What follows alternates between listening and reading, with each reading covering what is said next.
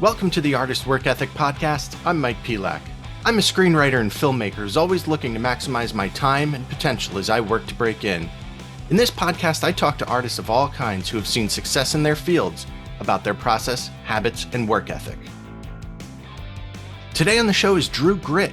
Drue is a writer-director who recently wrote a film called Bosch and Rockit that stars Luke Hemsworth and Isabel.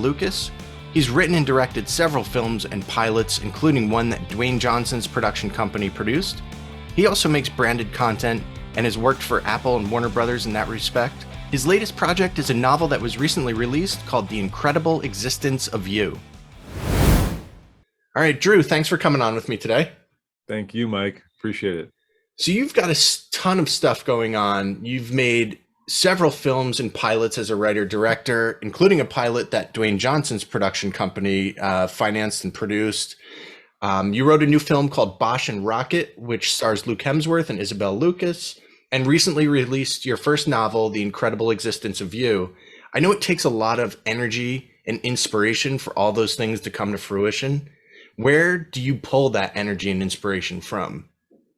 It's a great question, and it's a question we have to constantly ask ourselves every day, or we have to live that question.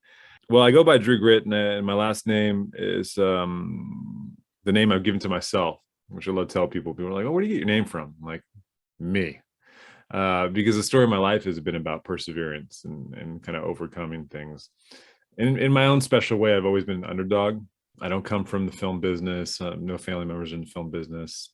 I grew up in 10 different places before I was 10 years old, traversing multiple socioeconomic statuses. So everything I've done in my career, which is distinct and diverse, has been all on my own.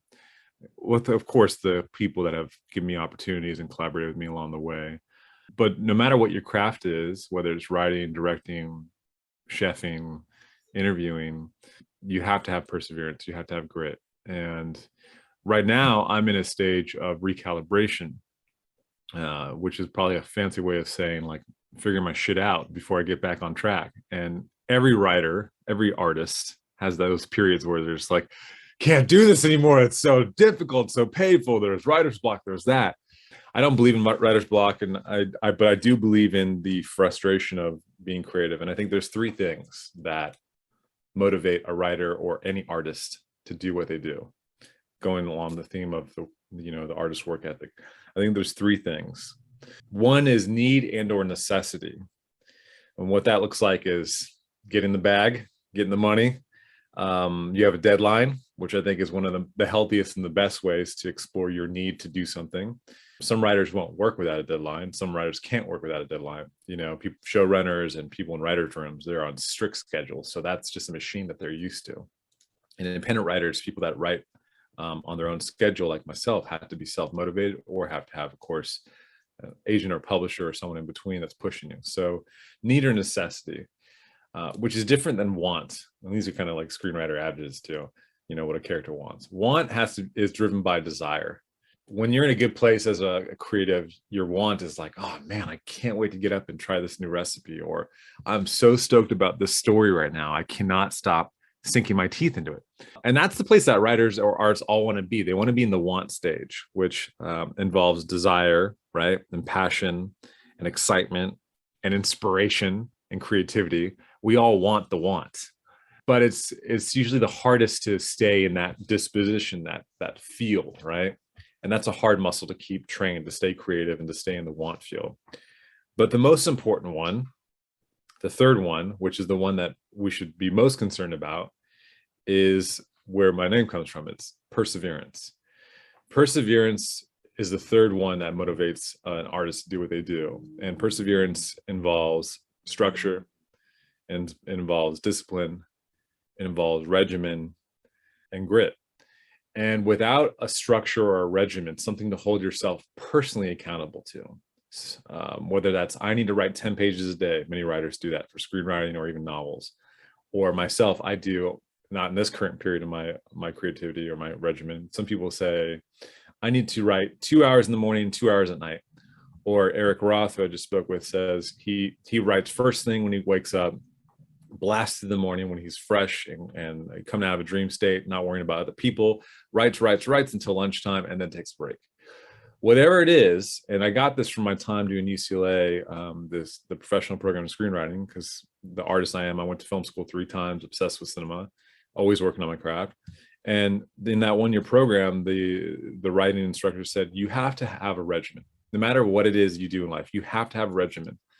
And it's true, because if you don't have desire or a deadline, and if you're not passionate, you have to do what I think either the great Tony Scott or Ridley Scott says, which is you need to do the equation of button chair. Button chair equals pages. And that's why I don't believe in writer's block. It's like you got to sit down and say, I'm going to sit in this chair for 2 hours. Even if I write 1 page, I'm still doing my job. And another thing that writers don't realize is that even 2 hours of being creative and ideating, thinking about writing is actually work too. We don't literally sit here and transcribe our thoughts into screenplay in perfect format. A lot of what we have to do has to come from the creative side of our brain, which is sitting here, pontificating, thinking about the stories, thinking about moments, thinking about character revelations. And that comes through thinking, or it comes through maybe listening to music or on a walk. Ideation time is work time too. It just made me think of Wordsmith, the artist, is the one who connected you and I. Yeah. And I had mentioned when I talked to him that one of the recent times I was out in LA, my wife and I were walking down Melrose and saw his mural of do something every day to remind the city why the hell you're here. That has just always stayed in my brain of you don't have to write your feature in 2 days to be productive. You just have to do something, the regiment, the structure. And I always keep that thing in my head of when I'm working on a script, I need to do something every day, even if it's not that perfect act 3 breakthrough. Yes. It might just be, a outlining one barely consequential scene that's getting me from point A to point B. And I think you and I have that same philosophy of you've just got to be doing something, even if it's not the biggest thing in the world. 100%, Mike. And that's a piece of the writing or creativity that traverses between the want and perseverance. An artist has to do their craft every single day, regardless of time. It's no different from learning a language. If you're going to commit to learning a language, it's not like I'm going to go to class once a week. The time in which you will become immersed in your creative learning as a language, because it is creative, is going to take exponentially longer, because in a language, you have to be immersed to really learn it. It's no different from writing. So when you're immersed in your writing and whether you work for 1 hour or 12 hours, and I've done that too, where in some of my best writer's days, I'll sit at my desk for 12 hours, just like in writer's bliss, where I'll sit there all day. Sometimes I'll write, sometimes I'll do a little bit of everything. In a 12-hour session, I'll explore this character, work on a structure. That's like the idyllic place.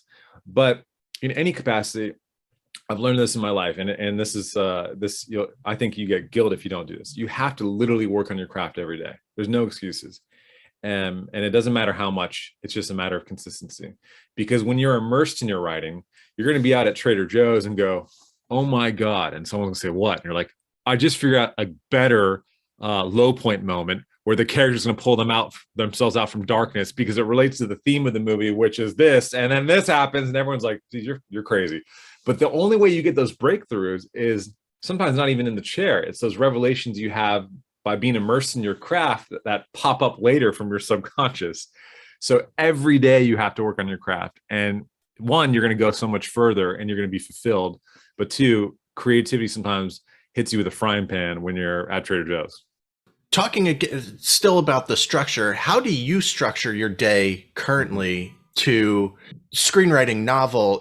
I know you're working on a film adaptation of your book. Mm-hmm. How are you keeping all that stuff in line and moving forward all the time? It's a great question. And I'm happy to be hopefully one of the first artists on this at your podcast to talk about it. Talking about recalibration and setting the right expectations. Right now, there is no consistency. Right now, that I'm like, shit, I just put out my novel last week or the week before. The Incredible Existence You just came out on Amazon last Wednesday or the Wednesday before, something like that. And the Australian film Bosch and Rockit is touring Australia now, and it's going to be on iTunes soon. I think my business partner is negotiating a deal right now. And so I'm in a place of, well, what do I want to work on next? One thing that's challenging, that's been a challenge for me as a creative, is that at my best, I'm so creatively overwhelmed that I'm like, I want to write this story. I want to do that. That sounds cool. Oh my God, I love that color. Oh, that's a shiny new thing. It's the ADHD in me.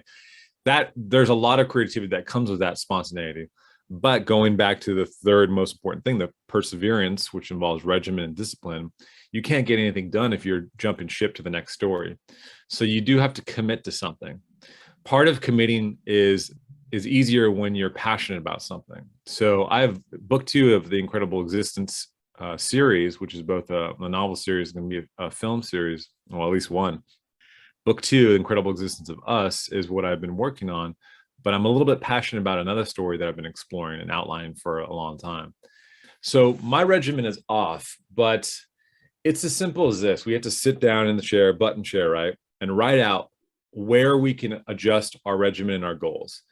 In life, things happen where kids pop up or lovers pop up or other challenges. And I almost believe that it doesn't matter what your structure is, as long as it's reasonable and you can actually do it. I always bite off more than I can chew. So my old regimen used to be 2 hours right when I wake up, and then 2 hours before going to bed, minimum. Anything in between, I'd be stoked about. And for my idea is like, if I'm hot for 2 hours, I'll keep going. If I'm not hot, I'll let it go and I'll return to it. But at least I'm getting full immersion before I go to bed and after I wake up. For me right now, I'm recalibrating, deciding what can I do with what's going on in life.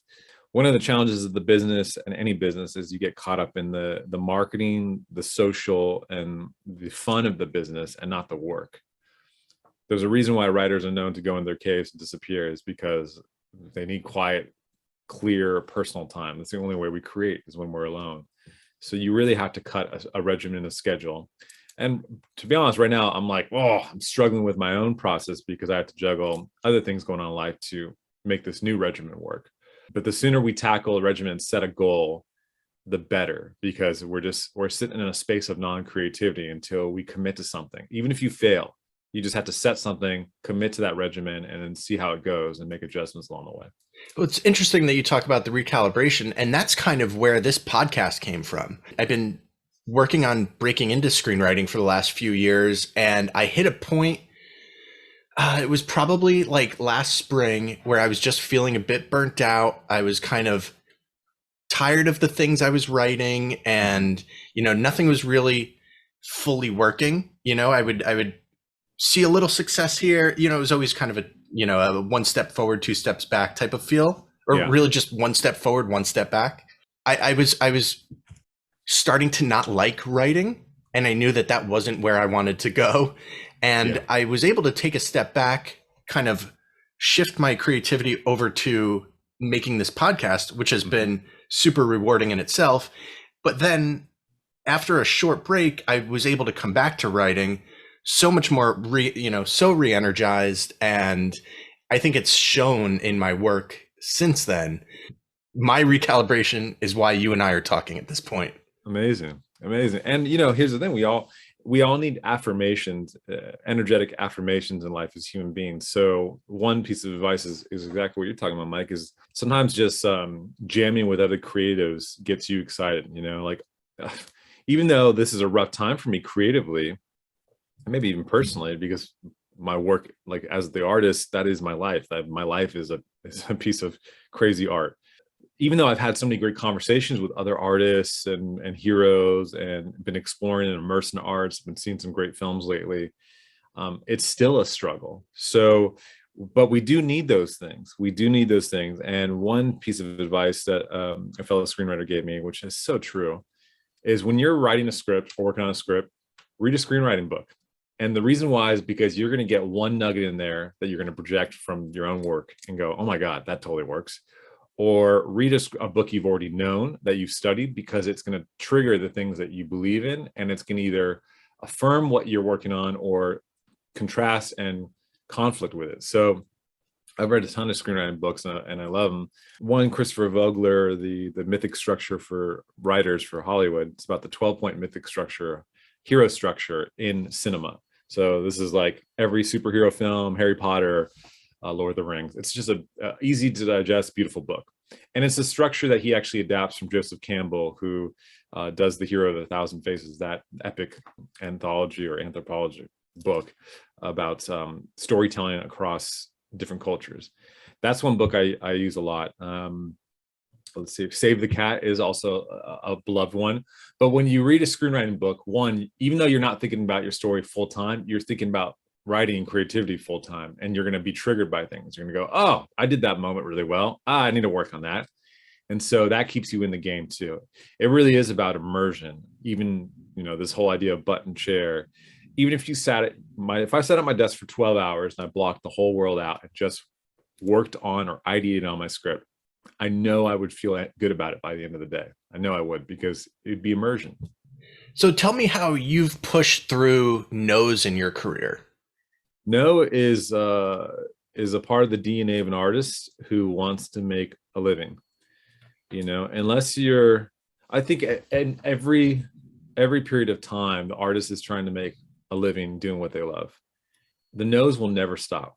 You hear even about Martin Scorsese and other people talk about the no's. I just had one of my great life moments. I had a nice chat with Matt Damon, who's one of my heroes, and he was telling me that he's like, I'm still trying to make movies like Good Will Hunting that I love. I'm still trying to make the movies I love, and he was talking to us about Bosch and Rockit with my partner and Taylor Atkins. He said, you guys are doing what I came into the business wanting to do, is just make movies that I care about. And he's had an incredible career. And for him to say, and he's, top of his game, he's a writer, he's an actor, he can do it all. For him to say, I'm still struggling to make the movies I want to make, is like, wow. So the no's will never go away. I deal with it daily. I even deal with my own no's, which are probably worse than anything else, is the ones that stop us from doing what we should be doing. This is where it goes back to the third most important part. You can have your need and necessity to write. You can have your want or desire to write. But without perseverance, whether it's egotistical Eric blinding perseverance, I'm going to do this no matter what because I'm the greatest artist screenwriter ever, or without consistency and regimen and faith, the artist will never get to where they should be or deserve to be. So perseverance above all, grit above all, because you will always get someone to say no, and you will always get someone that reads your work and goes, that's not good. I have family from Texas, so I thought The Incredible Existence of You screenplay came before the book. It was originally a movie, and I was raising money for the movie, and I stopped because I wasn't going to get enough money for the movie. And I made one of these life choices, which I've made before, which is one of the hardest ones to do. I can make my movie as an indie feature with a fixed budget and just make it happen. And I know how to do that as a filmmaker because my entire career has been indie, if you will, or on independent budgets. Or I can take a step back, write a novel, and try to raise money on a bigger scale to actually make the movie to the degree and the caliber it deserves. And I did that. Even if you're a great writer, and everyone is an artist, everyone has something to share, but you're going to get the no's in every direction. You're going to get someone that's going to challenge you, which is going to either help you. One writer told me, you have to look for the spirit of the note. If someone hates something, or someone says, this bumps for me, this something's off, you have to look for the spirit of the note. And you have to ask yourself, this is a great thing about writing, is saying, did what I want to communicate actually effectively communicate emotionally or intellectually what I want? And so you have to really dive deep to the spirit of the notes. Feedback is good. Even the people that say, I hate this, to dive deep and understand why someone hates something is important. But in this business, screenwriters, unless you get your eyes on a industry professional, you're asking other creatives or non-industry professionals or aspiring industry professionals give you feedback.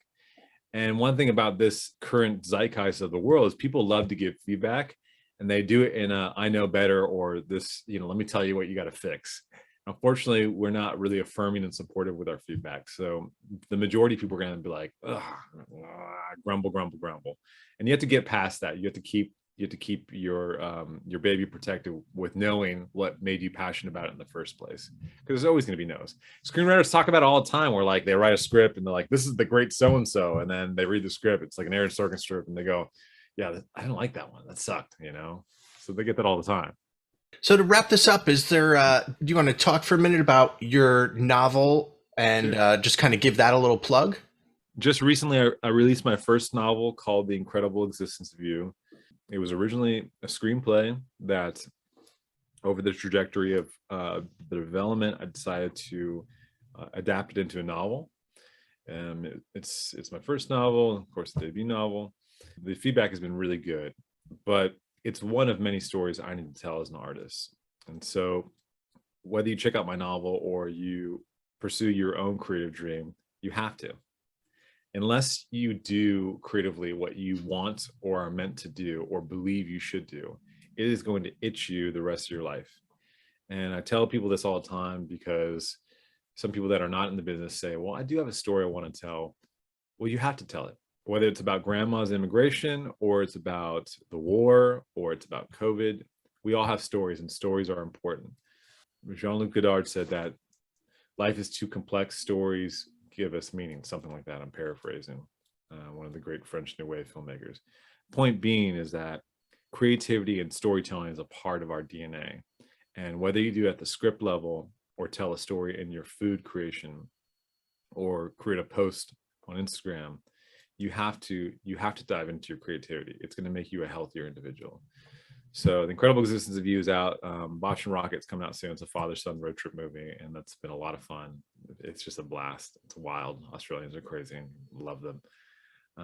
But I think, if anything, going to the spirit of your podcast, Mike, the artist work ethic, I really believe that anyone who aspires to be a creative or anyone who aspires to be a screenwriter, to take from the simplest theme of Nike, you just got to do it. Even if you don't get the Academy Award for Best Original Screenplay, but you get to tap into your creativity, it's going to help you be a better person. I really believe in the power of storytelling and filmmaking and script writing. So having known that you've immersed yourself in a short period of time in your life just to try telling a story or write a story, it's going to do so much wonders for you if you can accomplish it.